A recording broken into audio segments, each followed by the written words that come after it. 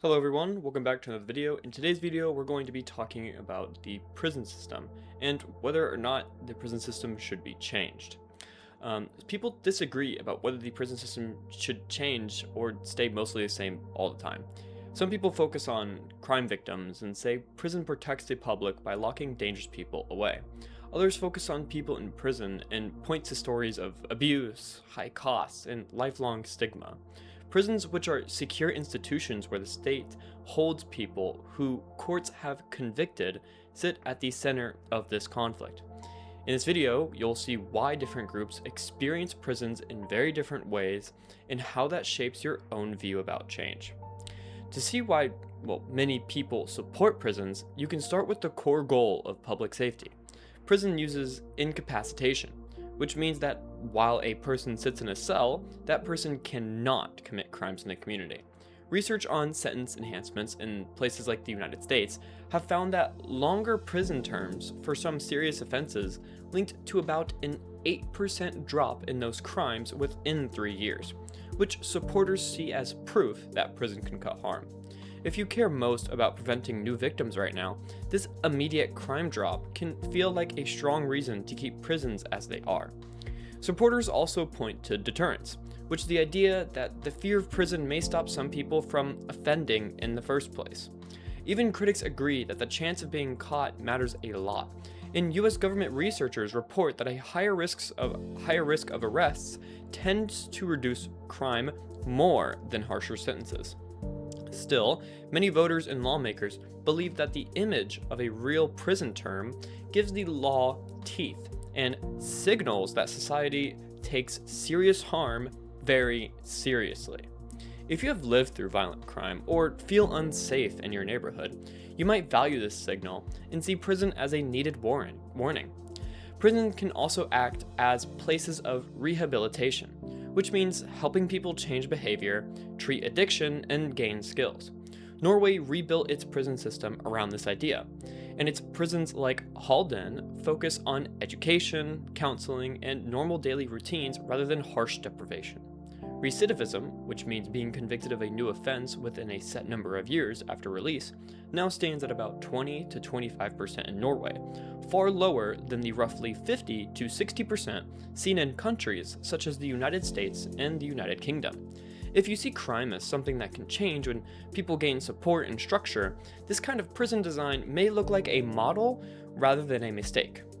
Critics respond that these benefits come with major costs, especially when a country uses prisons on a very large scale. The United States, for example, expanded its prison population over decades. Yet, a committee of the National Academies found that extra incarceration brought only limited crime reduction once the prison rate was already high. When more and more low-risk people go to prison, each new prison year tends to prevent fewer crimes, while social and financial costs keep rising. If you pay taxes or live in a community that sends many residents to prison, you might feel that the system locks in poverty more than safety. Another concern is that prison can increase the chance of future crime for some people instead of reducing it. Studies that track people who just made or missed a prison sentence due to random judge assignment find that imprisonment often does not cut violent reoffending after release and can hurt later employment. People who leave prison often face stigma, job barriers, and broken ties, which can push them back toward illegal ways to survive. If you or someone you love struggle to find work and housing after release, you might see prison as a system that builds cycles of crime rather than breaks them. Conditions inside prisons also bring documented harms, especially in practices like solitary confinement. Solitary confinement means holding a person alone in a cell for at least 22 hours a day, and researchers link long stays to serious mental health damage and poor outcomes after release. In Pennsylvania, one study found that about 11% of black men born in the late 1980s had experienced solitary confinement by age 32, far higher than the rate for white men. Civil rights groups report that in some southern US states, black people are 5 times more likely to be in state prisons and more than 8 times more likely to be held in solitary. which deepens the claim that the system treats some communities as disposable. When you ask whether the prison system should be changed, these benefits and harms land differently depending on your values and life story. Someone who has lost a family member to violence may put heavy weight on incapacitation and feel that long prison terms show respect for victims.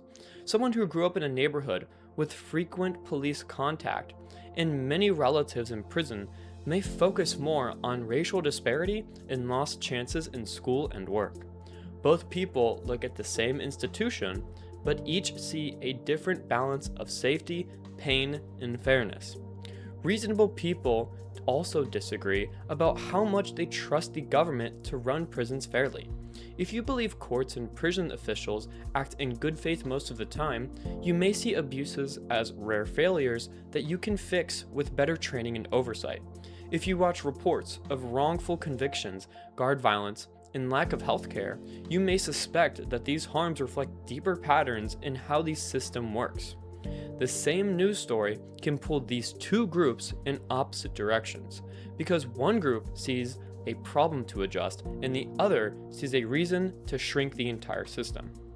There is also debate about what could realistically replace some uses of prison. Researchers studying community investments and options like electronic monitoring, which means serving a sentence at home under digital tracking, find that well-designed non-custodial sanctions, which are punishments served outside prison walls, can cut recidivism and support work without raising crime. Still, you might worry that such programs work best in stable communities with strong services, and may fail in places with weak schools, few jobs, and high violence.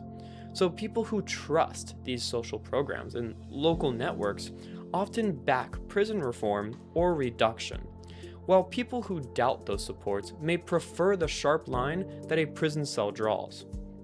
To decide where you stand, you can start by asking what you care about most: short-time crime drops, long-term community health, fairness across groups, or some mix of these.